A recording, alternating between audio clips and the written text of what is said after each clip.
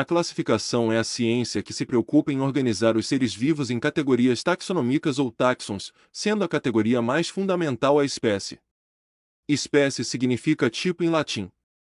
Os organismos de reprodução agamética são classificados em espécies distintas com base nas similaridades, mas para os de reprodução gamética, além desse critério, podemos definir espécie como sendo um grupo de organismos que pode se reproduzir em condições naturais e deixar descendentes férteis, ou então, grupos de organismos nos quais pode haver fluxo gênico por conta da reprodução entre eles. O nome científico de uma espécie é constituído de duas palavras. A primeira, com a inicial maiúscula, indica o gênero do organismo e a segunda, com a inicial minúscula é o nome específico ou epíteto.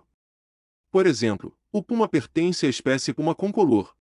O nome científico é destacado no texto, em itálico por exemplo, e recomenda-se usar palavras em latim, uma língua morta, por isso não muda mais e evita confusões, pois uma determinada espécie pode ter vários nomes populares.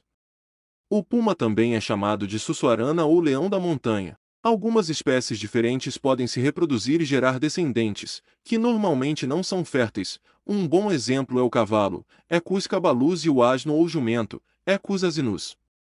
Os dois podem gerar como descendentes o burro ou a mula, que são estéreis.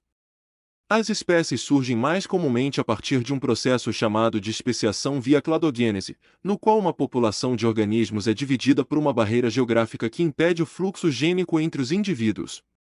Ao longo do tempo, essas duas subpopulações separadas vão passar por processos evolutivos, como mutações, seleção natural e deriva genética, que vão gerar diferenças genéticas e morfológicas entre elas. Essas diferenças podem impedir a reprodução entre as subpopulações caso elas voltem a entrar em contato. Nesse caso, temos o surgimento de duas novas espécies. Mas nem sempre é necessário haver isolamento geográfico para haver especiação. No processo de anagênese, uma população acumula mutações e acaba se desenvolvendo em uma espécie diferente ao longo do tempo. É o que se acredita que houve na linhagem dos cavalos. A biodiversidade é a diversidade de espécies de seres vivos existentes, sendo as atuais descendentes das que já foram extintas. Como na história da Terra há um número enorme de espécies, é importante que haja critérios para agrupá-las e classificá-las em categorias taxonômicas.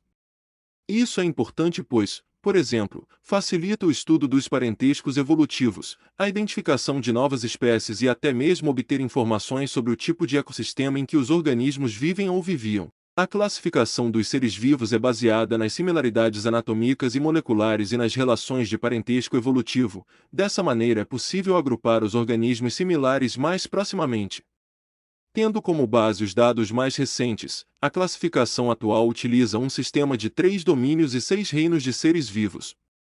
Os domínios são 3: o bactéria, que abriga o reino das bactérias, organismos procariontes, o domínio arquia, com o reino das arquias, também procariontes, mas que são mais comumente associados aos ambientes extremos e apresentam diferenças moleculares e de organização gênica em relação às bactérias, e o domínio eucária, que abrange os 4 reinos de organismos eucariontes, os animais, as plantas, os fungos e os protistas.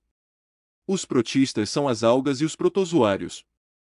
As categorias taxonômicas são, das mais para as menos inclusivas, domínio, reino, filo, classe, ordem, família, gênero e espécie. Há também subcategorias.